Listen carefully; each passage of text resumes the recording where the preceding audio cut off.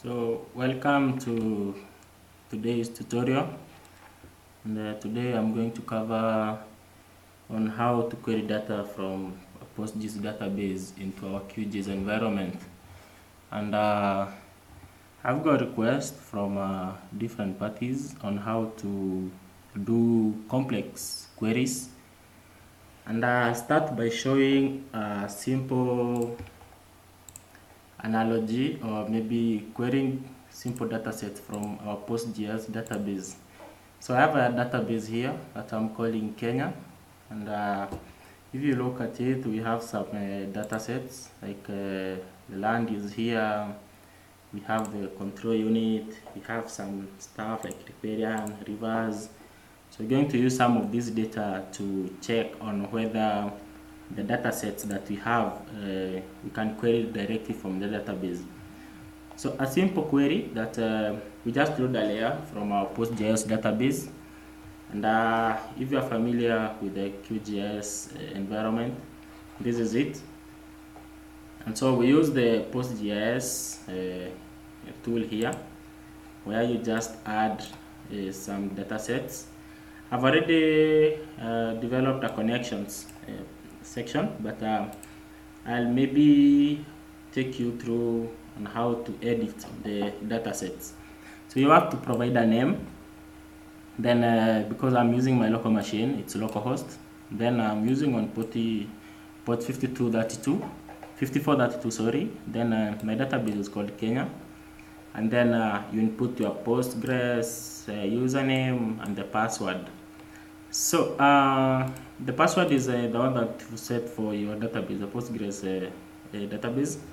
So if you know that your credentials are right, you can just click on test, and then it should tell you it's successful. So you can just save that. So when I just click on connect, and then I come to it, filters or it checks the public schema, and then when I just click on that, you'll see that we have a number of data sets. So for example, I want to load let me say maybe rivers. So if I just click, I can do a simple filter expression here, or I can just add as it is the whole of it. So it's just a simple data set. So maybe you could change the symbology for this, and maybe you could maybe you could add some more length, and then can change the color maybe to something like that, then apply. So that's our river data set, and if you come to the attributes here, you can see that we have river type, we have the name, we have the reserve distance, we also have the ID. But this data is being loaded from our PostGIS database here. So if I check on this, and maybe do this.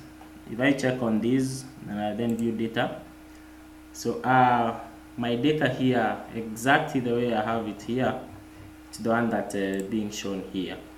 So I want this data, instead of I doing the filters on this part, or maybe the layer itself, assuming that this my database here was online somewhere, or it was in a section somewhere, and then it held so many data sets. So I want only to filter the data that has maybe pass a certain criteria. So how do I do that directly in QGIS? So that's what I'm going to try and specialize on it today, and I'll show you a quick way on how to filter the data set. We'll do a complex query on the data here, and you see how well it gives the results. So to begin with, I'll start by, first of all, you saw that we have some connections here. So you have to create connections to your database. So if I, for example, delete that, and then I'll only remain with 3. So we create a new one that I'm going to call today, and then I put localhost. Then my database is Kenya. Then My username is Postgres. Then this one you have to put your password. Then something like that. Then I'm gonna save them all so that then it tells me it's successful. Then okay. Then I'm gonna click OK. So if I click on connect, it should give me the data set here. So we're going to use this connection in another part on this today's tutorial, and you'll see how awesome the results will be. So there's a certain plugin. Okay, what we want to achieve is we want to load data into our QGIS map canvas, only the data that meets a certain criteria. So for example, this is rivers data. We want to only query data that's maybe showing only permanent rivers or seasonal rivers from our database direct into QGIS. We don't want a place where maybe we load all the data sets then start querying it when already it's on our system. So we want to connect to that server or to that database online somewhere, or maybe on a certain localhost, and then have only the results that we desire on our map canvas. So to demonstrate that very quickly, I'm using, so you first of all have to, there's a plugin that it's very good. It's called the PostGIS Query Builder. So the plugin enables you to do or to carry out or maybe write complex expressions to your data sets. So we're gonna install that plugin very fast. So just the basics of installing a plugin into QGIS. It just come search on from our list here, and okay, I've already installed it, but on yours you just click on that and then you install the plugin. So it should have this logo here.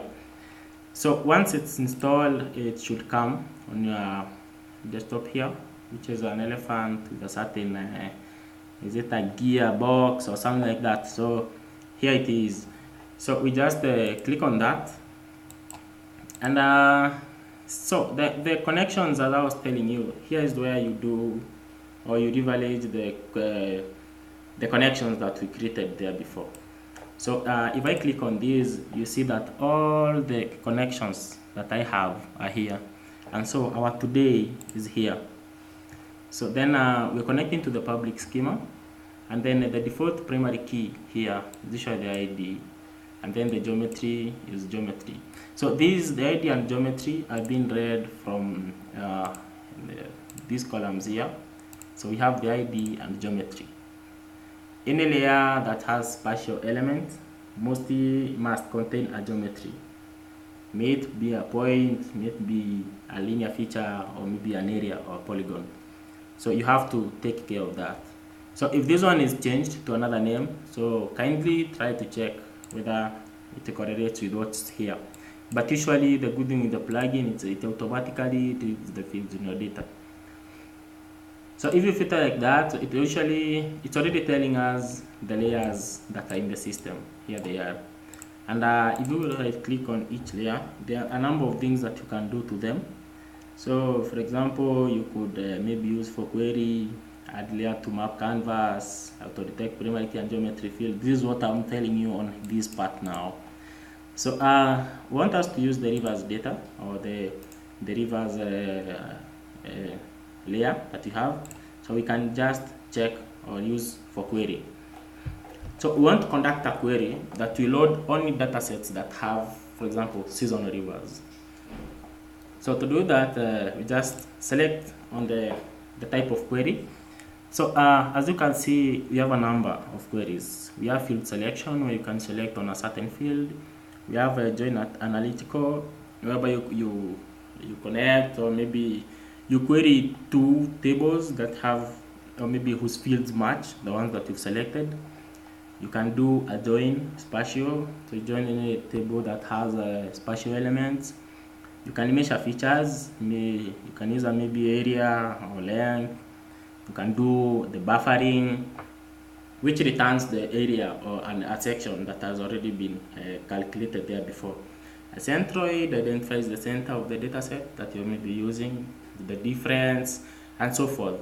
So you have even validate geometries, which is usually like the topology checker for QGIS or any GIS system. So for today, we want to select only dataset that has the field which is maybe seasonal, something like that.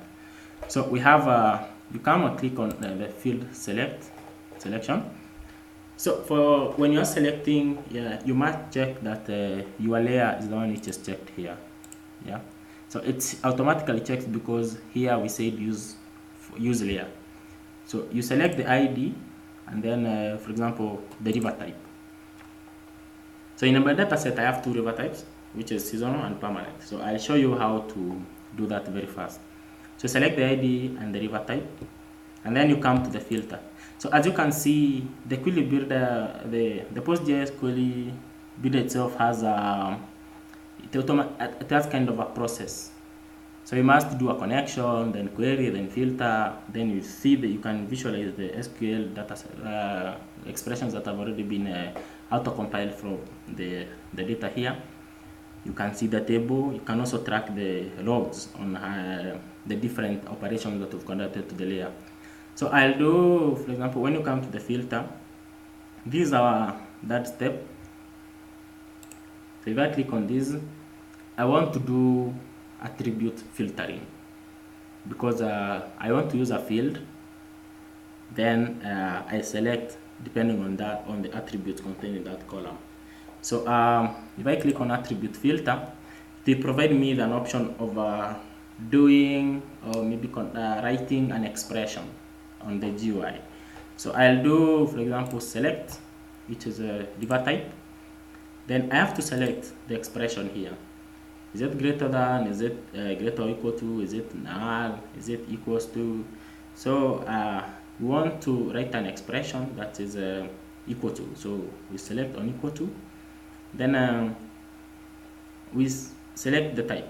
So you see automatically when you've selected the layer above here on the river type, it automatically checks the data inside the layer. So it has already filtered for me the two categories or the two types, which is permanent and seasonal. So maybe I'll go for seasonal. Then I'll order my query or my results using the ID, and then the schema still remains public. So if I come here on the SQL, I'm able to visualize the auto-compiled expression for me. So what this says is that you're creating a view for the which will be given this name as on which the result that will be conducted after here. So here we're doing you select the app rivers, which is our layers in the database .id, and then apps app rivers on the river type, and then the geometry. So we are selecting 3 items here, or 3 columns. We're setting the ID, the river type, and the geometry, and then the row numbers. So it has to give us, using the ID, it has to align them, or maybe counter check with each one of them. So from public .rivers, this is now the schema that we have.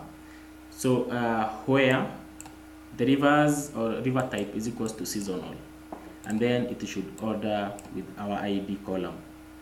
So if I come here, oops, oh, too bad, I don't know why it's not showing the results here, but we can just say run query. So yeah, so it's run query, so that the results are here. So even if I close that one and then I check with this, I'm able to see that we have some files that are outcoming here. So you can see, so we've queried data that only correlates to what we want. So as you can see, we have the data sets here. There are some files that are not present in both of them, like you can see this one here. So that one, it's not present there. We also have another one. I don't know if I can check another difference, but seasonal rivers in my data, I think only 2, either 2 or 3. Oh no, sorry, we did a mistake. This one is for, oh sorry, this is only for this is funny. So let me repeat that process very fast. Today we get public, then maybe we could click on this, then maybe we can say delete. Maybe just so that was a query that I had conducted before. Sorry for that. So I'll use this for query. Then I'll do the query here, which is field selection. Then I come to filter, I select the two. Then I'll do the filtering here. Well, I'll do attribute filter. Then I come to river type is equal to maybe seasonal. Then I order by ID.